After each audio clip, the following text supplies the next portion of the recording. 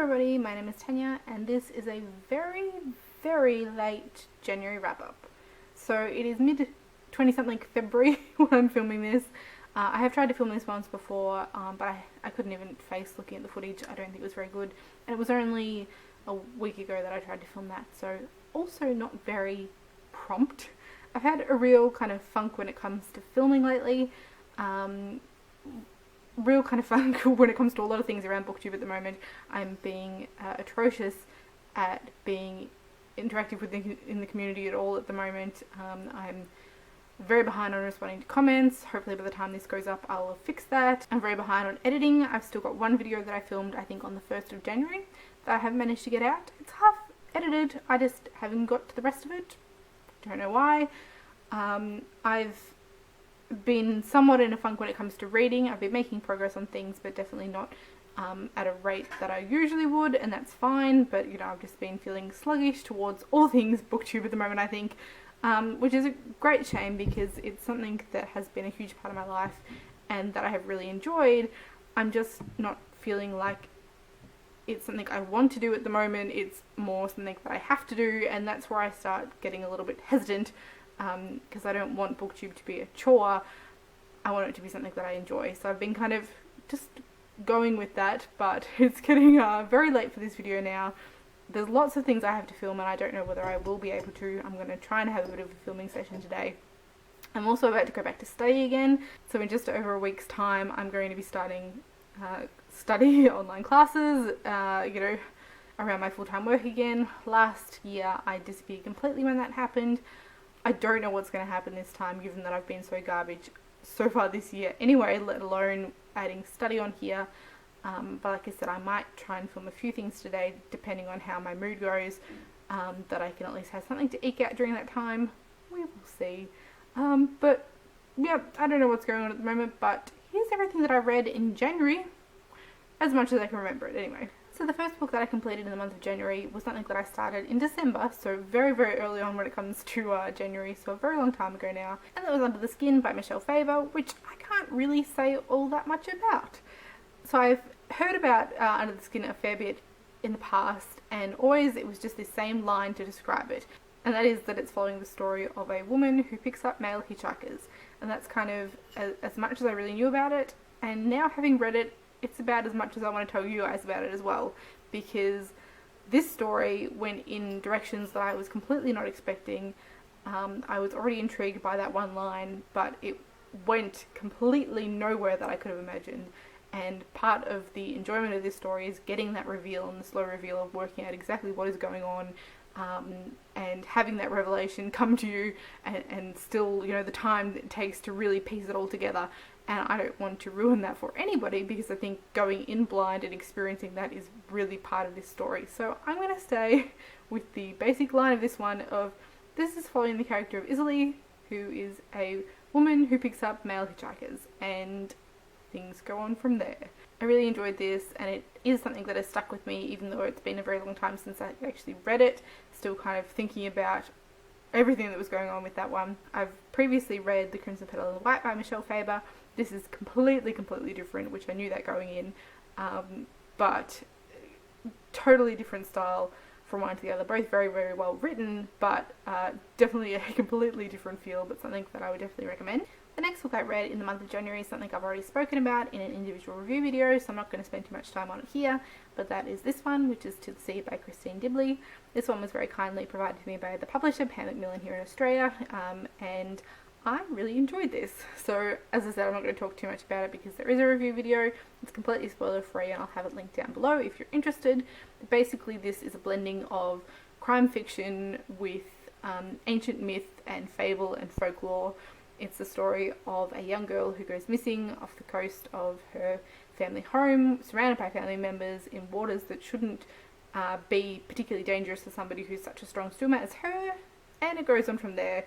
And it deals with, as I said, it's steeped in a lot of myth and fable. It's very much based on a particular Irish myth that I'm not necessarily going to talk about, but the blending of the two was really interesting, and I think she did a really good job.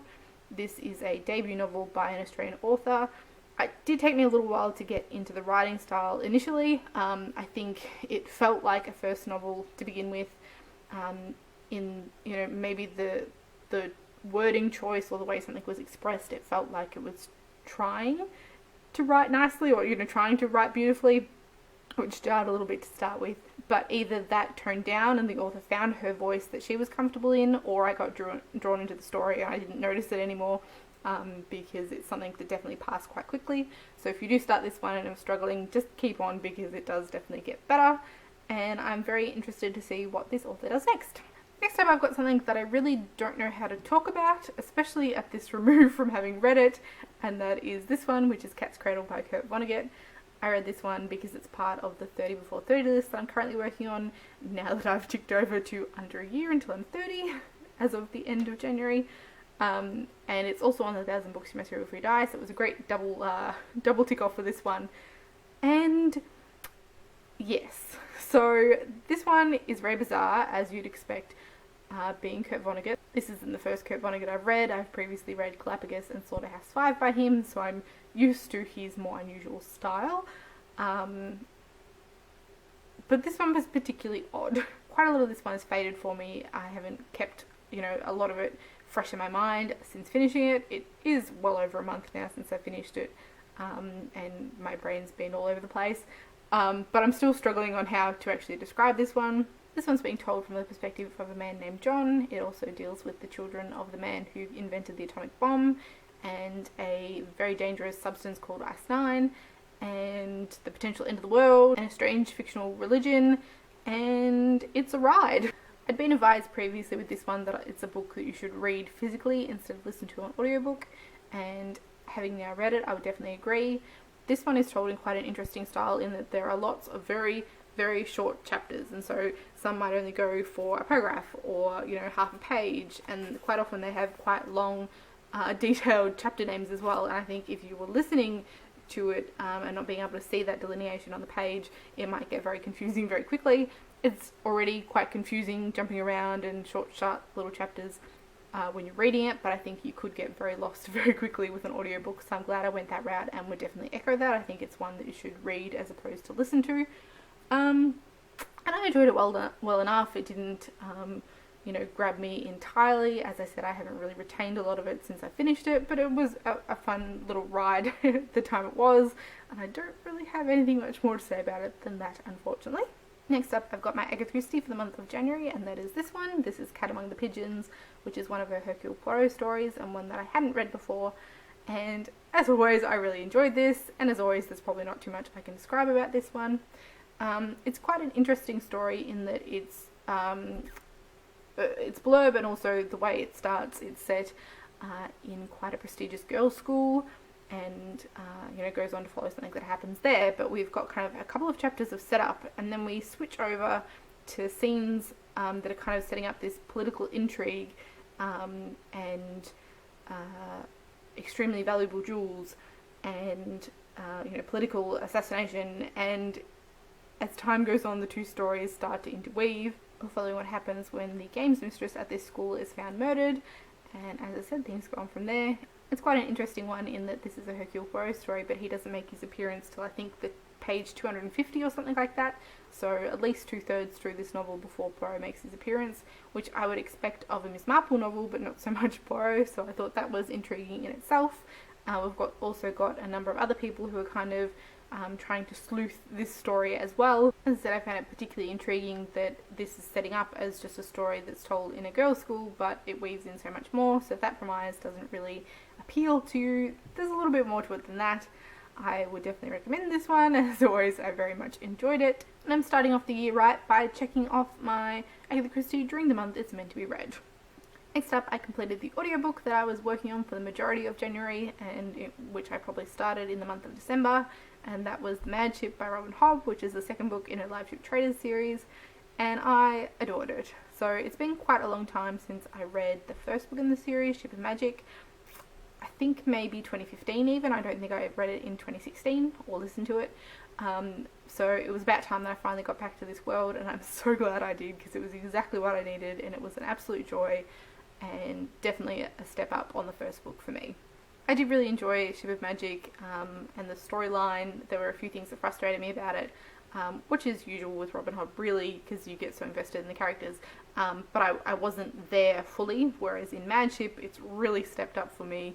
Love the storyline, love the characters. There's been huge character growth in this one. And people that I thought I hated that I've come to love, and people that I thought I liked that I've come to hate, and just a lot of character growth and development in people that were frustrating me, that are kind of living up to their fuller potential, I guess. I don't really want to talk about the storyline of this one, because it's the second book in a series, and two, because it's been talked about a lot. But I absolutely adored every minute of this, and I can't wait to find out how this all wraps up. And just absolutely epic, basically. Just, yep. And then the last book I completed in the month of January was this one, which is The Rendell Heart and Other Fairy Tales by Kirsty Logan. This one was a Christmas gift from the lovely Nicolette Robotnik as part of our BookTube Secret Santa, and I'm so pleased that I was able to pick it up straight away instead of languishing on my shelves for ages. I've spoken before, I own Kirsty Logan's two other books that I've owned for quite a long time, and I still hadn't got around to picking anything of hers up. So I've now started here at her first short story collection now that I own it, and I'm very pleased that I did. So this one is a very tiny collection of short stories. There are 20 stories in here, so they're all quite short, sharp ones. Some of them, are only a little over a page, others go on for a bit longer. A lot of the stories have themes of love and are often quite dark and explicit and are very compelling. The writing is very beautiful in this one. I really, really enjoyed it, and I'm definitely looking forward to moving on to other books by Kirsty Logan that are sitting on my shelves finally. This was a wonderful collection to dip in and out of, and I would highly recommend it. So these were the physical books that I completed during the month of January, along with Under the Skin on ebook and The Madship on audiobook. Let me know if you've read any of these ones and what you thought of them, or if you have any questions. As always, thank you all for watching, and I will see you next time. Bye.